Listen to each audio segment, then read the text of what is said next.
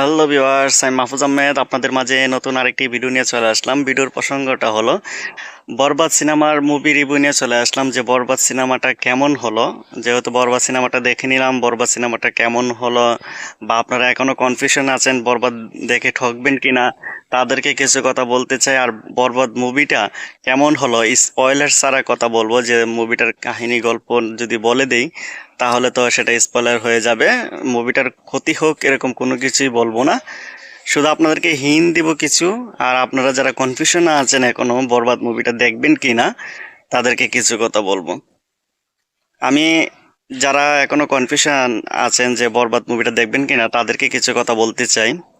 দেখুন, বরবাদ এমন একটা মুভি হয়েছে বাংলাদেশের ইতিহাসে, এরকম টেকনিশিয়ানদের কাজ, এরকম মডার্ন ওয়েতে কাজ, সেটা শুধু বলিউডে হয়ে থাকে, তো তামিলে হয়ে থাকে, এরকম ওয়েতে কাজ করা সেটা বাংলাদেশে এই প্রথম।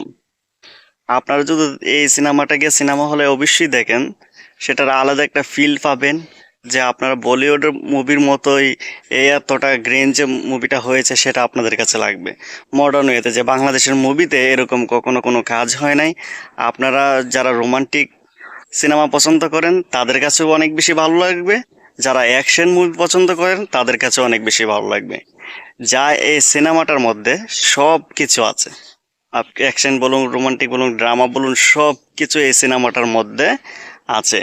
তো আমি অবশ্যই বলবো যারা এখনো কনফিউশন আছেন তারা একদমই ঠকবেন না।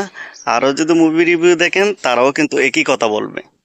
আপনারা দেখুন, যা দরদের বেলায় কিন্তু পজিটিভ রিভিউ দেখা গেছে, নেগেটিভ রিভিউ দেখা গেছে, কারো কাছে ভালো লেগেছে, কারোর কাছে ভালো লাগেনি। আর বরবাদ এমন একটা সিনেমা যে সবার কাছে ভালো লেগেছে, কারণ এই মুভিটার মধ্যে নতুনত্ব আছে, নতুনত্ব কিছু কাজ করা হয়েছে। ক্যামেরা অ্যাঙ্গেল থেকে কিভাবে ভিডিও করতে হয় সেটাও মেহেদী হাসান হৃদয় দেখিয়ে দিয়েছে। এটার মধ্যে পুরো সব কিছু আছে, আপনারা যা দেখে স্যাটিসফাইড হবেন।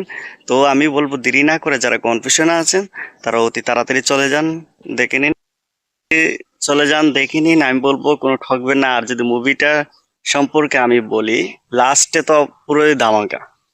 পুরো সিনেমাটাই যখন শাকিব খান এন্ট্রি নেবে তখনই আপনার সিটি বাজাতে মন চাইবে।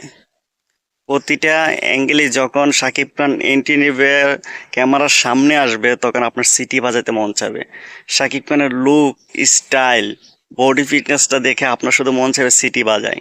এতটা দুর্দান্ত শাকিব খানকে দেখতে লাগতেছে। আর যদি বলি ইদিকা পাল, ইদিকা পালও সেই অভিনয় করেছে। আপনারা জানেন যে প্রিয়তমাতে কিন্তু সেই রকমের অভিনয় করে কিন্তু সবার মন জয় করে নিয়েছে। তেমনি ভাবে বরবাদে আরো ভালো অভিনয় করার চেষ্টা করেছে ইদিকা পাল। সত্যি ইদিকা পালের অভিনয় দুর্দান্ত। আর সেখানে মেগাস্টার শাকিব খান তো কোনো কথাই নেই, যখন শাকিব খান এন্ট্রি নিবে আপনারা সিটি বাজাতে মন চাইবে। আর সিনেমার মধ্যে যে ডায়লগগুলো আছে, একের পর এক ডায়লগ আপনাদের মন হৃদয় ছুঁয়ে যাবে। তো সেটাই বলবো, মুভিটা দুর্দান্ত। স্পয়লার দিব না, মুভিটার কোনো কাহিনী বলবো না যেন মুভিটার কোনো ক্ষতি হয়। মাত্র তো 3 দিন পার হলো, তো সিনেমাটা আরো অনেক দূর যাওয়ার যাক সেটাই কামনা করি। সিনেমাটা অনেক বেশি ইনকাম করুক, যে যেন আরো ভালো সিনেমা বানাতে উৎসাহিত হয় প্রযোজকরা, সেটাই চাইবো। সিনেমাটা অনেক দূর যাক। অসাধারণ একটা মুভি লেগেছে, আমার জীবনের সেরা মুভি। এখানে মেগাস্টার শাকিব খান যা দেখালো, আর শাকিব খানের কথা একটা বলি, শাকিব খান এখন যা করতেছে আরেকটা সিনেমা যখন পরে করবে সেটা আরো ভালো বেটার করার চেষ্টা করে, এটা মানতে হবে। এখন এখন শুধু শাকিব খান ধামাকা দেখাবে, একের পর এক ধামাকা দেখাবে আমাদেরকে। সত্যি অসাধারণ একটা মুভি। লাস্টে ক্লাইম্যাক্স তো ফাটিয়ে দিয়েছে, যা আপনারা সিনেমা হল থেকে বের হয়ে মনে শুধু সেটাই গেতে থাকবে।